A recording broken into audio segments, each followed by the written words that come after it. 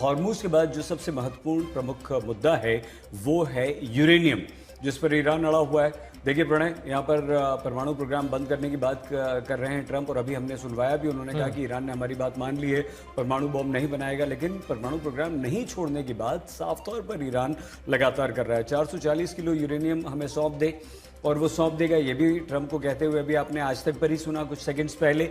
लेकिन यूरेनियम पर कोई समझौता नहीं हम करेंगे, ये ईरान का स्टैंड है। संवर्धित यूरेनियम हमारे लिए महत्वपूर्ण है और वो रहेगा। ईरान एटम बॉम्ब बना सकता है, ये पहले ट्रंप ने कहा था, लेकिन 17 तारीख की जो का बयान हमने सुनवाया उसमें वो कह रहे हैं कि उसने मना कर दिया।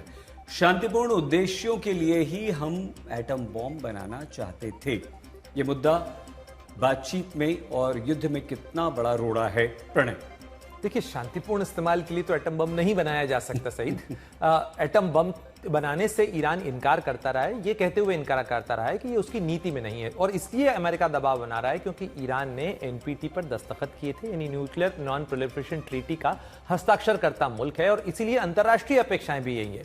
देखिए, ईरान के न्यूक्लियर प्रोग्राम का न तो पाकिस्तान समर्थन करता है न भारत समर्थन करता है। ईरान खुद भी ये कह चुका है कि वो न्यूक्लियर बम नहीं बनाने जा रहा। फिर ये यूरेनियम का मामला क्यों उठ रहा है?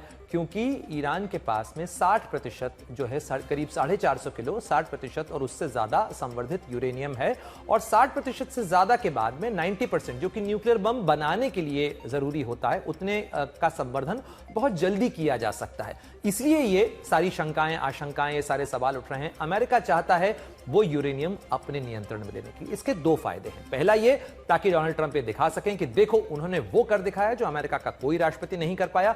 उन्होंने ईरान से संवर्धित यूरेनियम ले लिया, ईरान की परमाणु क्षमता को डिग्रेड कर दिया, उसकी परमाणु बम बनाने की क्षमता को खत्म कर दिया। लेकिन ईरान इससे पहले भी, जब JCPOA की डील हुई थी बराक ओबामा के कार्यकाल में 2015 में, तब ईरान ने अपने संवर्धित यूरेनियम की एक खेप रूस को सौंपी थी। साथ ही संवर्धन को करीब 3% तक सीमित करने के फैसले पर जो है वो सहमति जताई थी, और वो एक पूरा समझौता हुआ था जिसमें अमेरिका, फ्रांस, चीन, रूस, ये सारे देश उसके अंदर सहमतिकर्ता के तौर पर शामिल थे, और उसमें एक सहमति बनी थी। लेकिन डोनाल्ड ट्रंप ने उसको तोड़ दिया। अब वो एक नया समझौता चाहते हैं, और वो नया समझौता जब तक नहीं होता तब तक पेंच फंसा हुआ है यूरेनियम को लेकर, क्योंकि यूरेनियम को ईरान से लेना उतना आसान नहीं है जितना बयानों में डोनाल्ड ट्रंप कह रहे हैं। तो क्या मतलब ये हुआ प्रणय कि यही दो मुद्दे हैं, हॉर्मूज और यूरेनियम, जिसकी वजह से बातचीत आगे नहीं बढ़ पा रही, सेकेंड राउंड शुरू नहीं हो पा रहा है, वेन्स अभी तक निकले नहीं हैं, और ईरान ने तो साफ कह दिया कि हम बात करेंगे ही नहीं इन शर्तों पर?